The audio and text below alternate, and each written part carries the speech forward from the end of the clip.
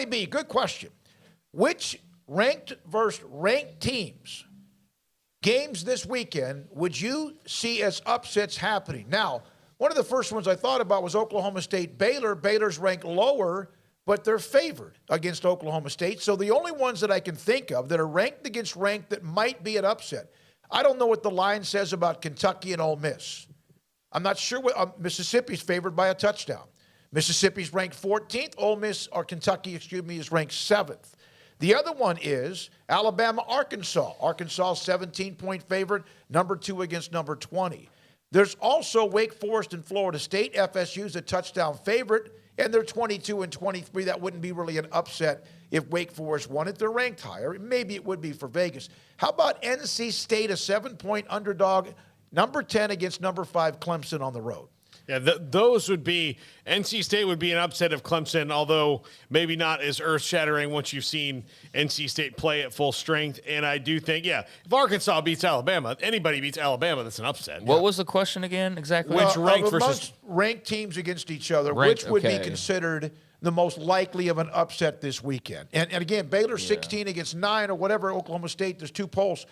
That, if they were to win – at home, they're favored by just a couple of points. The easy answer is Arkansas over Alabama. That would be the biggest shock. No, the most likely. I would say if it's most likely, then I'm going to say Ole Miss over Kentucky. Okay, well, Ole Miss is favored. Oh, okay. Well, then I guess it's okay. Oklahoma State versus Baylor then is a pretty likely choice because again the spread's like under 2, and that's a road game for the Cowboys, and yet they're barely not favored. So.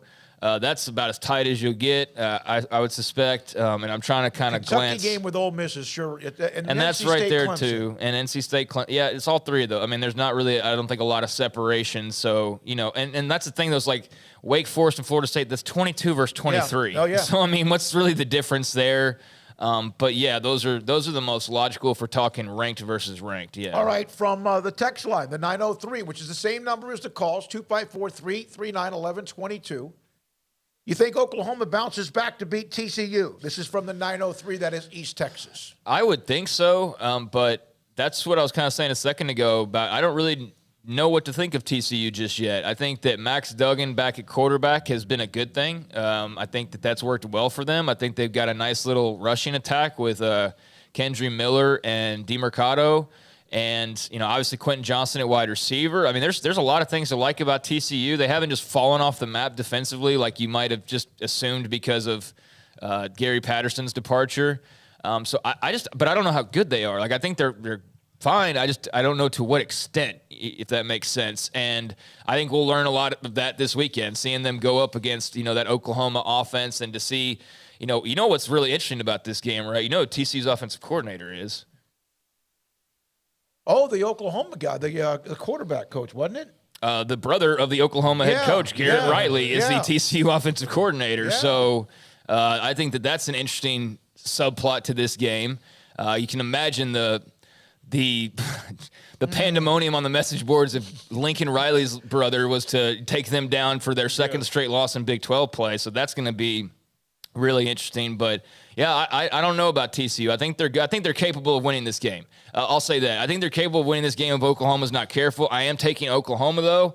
I think they bounce back because I think that's been kind of the trend for Big 12 teams so far is they lose a game and then you kind of see them in their comeback really show who they are, like Baylor after BYU, for example, right?